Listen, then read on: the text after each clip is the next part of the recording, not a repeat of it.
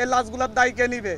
আজকে এখানে আপনাদের কাছে দাঁড়িয়েছি অবিলম্বে আমাদের ভাইদের যাদেরকে গুম করা হয়েছে, যাদের আমরা খোঁজ পাচ্ছি না, তাদের অবিলম্বে সন্ধান দিতে হবে। 24 ঘন্টার মধ্যে সন্ধান না দিলে আমি আমার ভাইদেরকে নিয়ে আমি রাস্তায় শুয়ে থাকবো। আমরা আমাদের ভাইদের খোঁজ না পাওয়া পর্যন্ত প্রয়োজন আমাদেরকেও গুম করে নিয়ে যান। আমরা কেন বাইরে থেকে কান্না করব? আমাদের ভাইরা কি ক্যাম্পাসে কান্না জড়িত অবস্থা নিয়ে আমরা এখানে হাজির হয়েছি।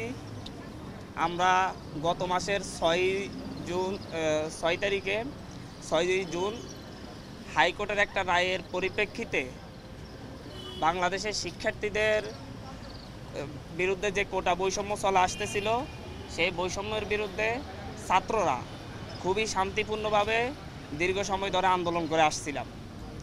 আমরা 30 জুন পর্যন্ত সরকারকে আলটিমেটাম দিয়েছিলাম যে অতি দ্রুত যেন হাইকোর্টের রায় স্থগিত করে আমাদের দাবিগুলো নিয়ে সরকার বিচার বিভাগের মাধ্যমে হাইকোর্টের রায় স্থগিত করে আমাদের দাবিগুলো নিয়ে আলাপ আলোচনা করে। কিন্তু 30 তারিখ পর্যন্ত সরকারের পক্ষ থেকে কোনো ধরনের আলাপ আলোচনা করা হয় নাই। পরবর্তীতে 1 জুলাই থেকে ছাত্রদেরকে সঙ্গে নিয়ে আমরা শান্তিপূর্ণভাবে 15 তারিখ পর্যন্ত আপনারা দেখেছেন সবচাইতে বাংলাদেশের ইতিহাসে সবচাইতে শান্তিপূর্ণ আন্দোলন করে আসছিলাম। এর মাঝে সরকারের পক্ষ থেকে বিভিন্নভাবে আমাদের সাথে যোগাযোগ করা হয়েছিল, আমাদের দাবি দাওয়া মেনে নেওয়ার আশ্বাস দেওয়া হয়েছিল, বলেছিল আমাদের সাথে সংলাপের ব্যবস্থা করবেন। এমনকি প্রধানমন্ত্রী যেদিন রাতে চীন সফর থেকে ফিরে এসেছিলেন, সেই দিন প্রধানমন্ত্রীর একটি প্রতিনিধি দলের সঙ্গে আমি সহ আরও 2 জন সমন্বয়ক মোট 3 জন মিলে বেইলি রোডের একটি রেস্তোরাঁয় বসে আমরা আলাপ করেছিলাম, তাদের কাছে আমাদের দাবি দাওয়া তুলে ধরেছিলাম। ওনারা প্রধানমন্ত্রীর কাছে বিষয়গুলো পৌঁছে দিবেন এবং কোনো মন্ত্রীর মাধ্যমে আমাদের সাথে সংলাপের ব্যবস্থা করবেন বলে সেদিন সন্ধ্যার মধ্যে একটি সংলাপের ব্যবস্থা করবেন বলে আশ্বস্ত করেছিলেন। আমরা দুপুর 11টায় যখন সেখান থেকে ব্যাক করি, ক্যাম্পাসে এসে আমরা জানতে পারি ডিএমপি কমিশনার হুমকি ধমকি দিচ্ছেন, ছাত্রদেরকে আর রাস্তায় দাঁড়াতে দিবেন না। বাংলাদেশ ছাত্রলীগের সভাপতি সাধারণ সম্পাদক মধুর ক্যান্টিনে সংবাদ সম্মেলন করে হুমকি ধমকি দিচ্ছেন এই আন্দোলনকে দমন করবেন। বাংলাদেশ আওয়ামী লীগের সেক্রেটারি জেনারেল এবং সড়ক ও সেতু মন্ত্রী ওবায়দুল কাদের সাহেব বলেছিলেন যে এই আন্দোলন দমন করার দায়িত্ব ছাত্রলীগের। আমি কোট করছি না, উনি এভাবেই কথাটি বলেছিলেন, আপনারা মিডিয়ায় প্রচার করেছিলেন।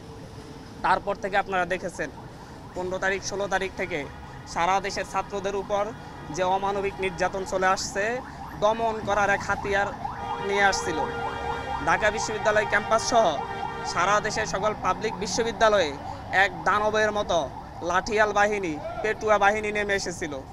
রাতের আঁধারে জাহাঙ্গীরনগর বিশ্ববিদ্যালয়ে বহিরাগতদের দিয়ে অভিযান চালিয়েছিল। বিসির ভাষা ভাঙচুর করে সেখানে ছাত্রদের উপর নির্যাতন চালানো হয়েছিল। অনেক শিক্ষকরাও সেখানে আহত হয়েছিলেন। ঢাকা বিশ্ববিদ্যালয়ে সকালবেলায় দুপুরের দিকে পেটুয়া বাহিনী দিয়ে, টোকাইদের দিয়ে মেয়েদের উপর, নারী শিক্ষার্থীদের উপর, সাধারণ শিক্ষার্থীদের উপর যেভাবে হায়নাদের মতো হামলে পড়েছিল তা সারা জাতি দেখেছে। আর এরপরে কি হলো? এরপরে দেখা গেল এর প্রতিবাদে সারা দেশের মানুষ, সারা দেশের সাধারণ শিক্ষার্থীরা রাস্তায় নেমে এসেছিল। তার উপর চালানো হয়েছে ক্র্যাকডাউন। সেখানে ক্র্যাকডাউন চালিয়ে প্রায় আমরা এখন পর্যন্ত, যেহেতু আমরা অনলাইনের সাথে যুক্ত নই, মিডিয়ার মাধ্যমে যেটা পাচ্ছি সেখানে কোনো মিডিয়ায় বলা হচ্ছে যে 2 শতাধিক, কোনো মিডিয়ায় বলা হচ্ছে 3 শতাধিক। আমরা মনে করি এর চাইতে বেশি সংখ্যক আমাদের ছাত্র ভাইয়েরা খুনের শিকার হয়েছে। তাদেরকে রাস্তায় নির্বিচারে গুলি করে খুন করা হয়েছে। প্রকাশ্যে আপনারা দেখেছেন আমাদের ভাইদেরকে উপর থেকে হেলিকপ্টার দিয়ে গুলি করে হত্যা করা হচ্ছে। এক নির্মম অরাজকতা এই দেশে নেমে আসছে, যার পরিপ্রেক্ষিতে আমাদের ভাইয়েরা 2 দিনের আলটিমেটাম দিয়ে সরকারকে এর বিরুদ্ধে ব্যবস্থা নেওয়ার কথা বলে 2 দিন আলটিমেটাম দিয়ে কর্মসূচি স্থগিত ঘোষণা করেছিল। কিন্তু তারপরও আজকে জগন্নাথ বিশ্ববিদ্যালয়ে গুলি হয়েছে। আমাদের সমন্বয়ক সহ 4 জন ভাইকে খুঁজে পাওয়া যাচ্ছে না। আসিফ মাহমুদ ভাই, আবু বাকের মজুমদার, আব্দুল কাদের এবং রশিদুল ইসলাম রিফাত, এদেরকে খুঁজে পাওয়া যাচ্ছে না। ওদের বাবা মা মর্গে মর্গে তাদের সন্তানদের খোঁজ নিচ্ছেন, ডিবি অফিসে গিয়ে খোঁজ পাচ্ছেন না, এক থানা থেকে আরেক থানায় তাদেরকে ঘুরপাক খাওয়ানো হচ্ছে। এ কোন স্বাধীন সভ্য রাষ্ট্রে আমরা বসবাস করতেছি? আমরা এই জাতির কাছে প্রশ্ন রাখছি, আমরা প্রধানমন্ত্রীর কাছে প্রশ্ন রাখছি, ৭১ কি ৩০ লক্ষ শহীদেরা রক্ত দিয়ে আমাদেরকে এরকম একটা রাষ্ট্র উপহার দেওয়ার জন্য রক্ত দিয়েছিলেন? এই পর্যায়ে আমাদের যেটা আমরা দেখতে পাই, আমরা তো একটা যৌক্তিক দাবি নিয়ে রাস্তায় নেমেছিলাম। সেই যৌক্তিক দাবির জন্য কেন আমাদের ২০০ প্রাণ দিতে হবে? এই দেশের রাষ্ট্র ব্যবস্থার কাছে, সরকার ব্যবস্থার কাছে, শাসন ব্যবস্থার কাছে, এই দেশের বিচার বিভাগের কাছে, এই দেশের সংবিধানকে আমরা মাথায় রেখে আমরা প্রশ্ন করতে চাচ্ছি, একটা যৌক্তিক দাবি আদায়ে কেন ২০০ প্রাণ দেওয়ার পরে কেন সরকারের পক্ষ থেকে সংলাপের আহ্বান করা হবে? তার আগে কেন আহ্বান করা হয় নাই? কেন ছাত্রদের সাথে বসে এটা নিয়ে সমাধান করা হয় নাই? প্রত্যেকটা ক্ষেত্রে দমনের সিদ্ধান্ত কেন নিতে হবে একটি রাষ্ট্রকে? একটি স্বাধীন রাষ্ট্র কেন তারা দমন করবে, তারপরে দমন করতে না পারলে দাবি মেনে নিবে? এরকম সিদ্ধান্ত কাদের মাথা থেকে আসে? আজকে যে স্বরাষ্ট্রমন্ত্রীর আন্ডারের পুলিশ বাহিনী, যে স্বরাষ্ট্রমন্ত্রীর আন্ডারে র্যাব বাহিনী, যে স্বরাষ্ট্রমন্ত্রীর আন্ডারে বিজিবি বাহিনী, যাদের মাধ্যমে আমার ভাইয়েরা খুন হয়েছে, সেই স্বরাষ্ট্রমন্ত্রীর সাথে আমাদেরকে বসার জন্য আহ্বান জানানো হচ্ছে।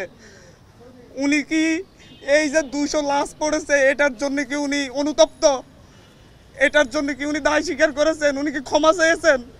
আমরা কিভাবে এই রক্ত খেকো মন্ত্রীদের সাথে আমরা আলোচনা করতে পারি, যারা হচ্ছে রক্তের বন্যা বয়ে এই দেশে একটা অরাজক পরিস্থিতি সৃষ্টি করেছে? আমাদের সাথে তো আগেও বসা যেত, আমরা তো আলাপ আলোচনা করতে পারতাম, এর সমাধান হইতো। সরকারের যে যুক্তিগুলো তুলে ধরতো, আমরা আমাদের যুক্তিগুলো তুলে ধরতাম, সুন্দর সমাধান কেউ হতে পারতো না? এই লাশগুলোর দায় কে নিবে? আজকে এখানে আপনাদের কাছে দাঁড়িয়েছি, অবিলম্বে আমাদের ভাইদের যাদেরকে গুম করা হয়েছে, যাদের আমরা খোঁজ পাচ্ছি না, তাদের অবিলম্বে সন্ধান দিতে হবে। ২৪ ঘন্টার মধ্যে সন্ধান না দিলে আমি আমার ভাইদেরকে নিয়ে আমি রাস্তায় শুয়ে থাকবো। আমরা আমাদের ভাইদের খোঁজ না পাওয়া পর্যন্ত প্রয়োজন আমাদেরকেও গুম করে নিয়ে যান, আমরা কেন বাইরে থেকে কান্না করব? আমাদের ভাইরা কি ক্যাম্পাসে তাদের বাবা মা কি কান্না করতেছে না বাসায় বাসায়? এরকম অরাজক পরিস্থিতি তৈরি করে কেন আমাদের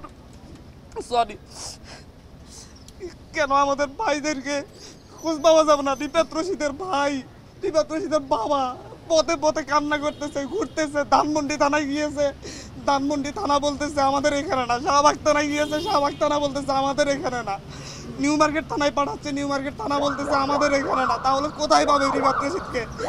আমার একটা জুনিয়র ছোট ভাই, ওকে গুম করে দিতে হবে কেন আপনাদেরকে? রেসিডেন্সিয়ালের একটা ১৬-১৭ বছরের ছেলেকে গুলি করে মেরে বেড়া হয়েছে। পুলিশ বাহিনীর সাথে, র্যাবের সাথে, ডিজিএফআই এর সাথে লাঠি নিয়ে, অস্ত্র শস্ত্র নিয়ে সাদা পোশাকে ছাত্রলীগ যুবলীগ কেন হামলা করবে? বাংলাদেশের পুলিশ বাহিনী, বিজিবি এরা কি এতটাই অপদার্থ হয়ে গিয়েছে যে আপনাদের সশস্ত্র গুন্ডা বাহিনীকে লাগবে আমাদের ভাইদেরকে নিধন করার জন্য? আমি আজকে সকালে পত্রিকা পড়তেছিলাম, পত্রিকায় দেখলাম যে বিভিন্ন মন্ত্রীরা, ক্ষমতাসীন দলের বিভিন্ন নেতারা হুমকি দিচ্ছেন, এরপরে যদি আন্দোলন না থামে ওনারা দমন করবেন। ওনারা ছাত্র আন্দোলন দমন করার চিন্তা করেন। ওনারা ভুলে যাচ্ছেন ১৯৫২ সালে দমন করতে গিয়ে পাকিস্তানি হানাদাররা ব্যর্থ হয়েছে, ৬৯-এ ব্যর্থ হয়েছে, ৬৪-তে ব্যর্থ হয়েছে, ৬৬-তে ব্যর্থ হয়েছে। ওনারা কিভাবে সফল হবেন? ওনাদেরকে এখনো বলবো, আমাদের প্রতিটা ক্যাম্পাসে নিরাপত্তা নিশ্চিত করুন, আমাদের ভাইদেরকে ছেড়ে দিন। আমি নিজে আতঙ্কিত। আমি এখানে এসেছি আমার জীবনের মায়া নিয়ে, আশপাশে ডিজিএফআই, ডিবির লোকজন ঘুরে বেড়া করতেছে। আপনাদের এখান থেকে উঠে যাওয়ার পর হয়তো আমারও আর খোঁজ পাওয়া যাবে না। এভাবে একটা সভ্য রাষ্ট্র চলতে পারে না, এভাবে কোনো স্বাধীন রাষ্ট্র চলতে পারে না। আমরা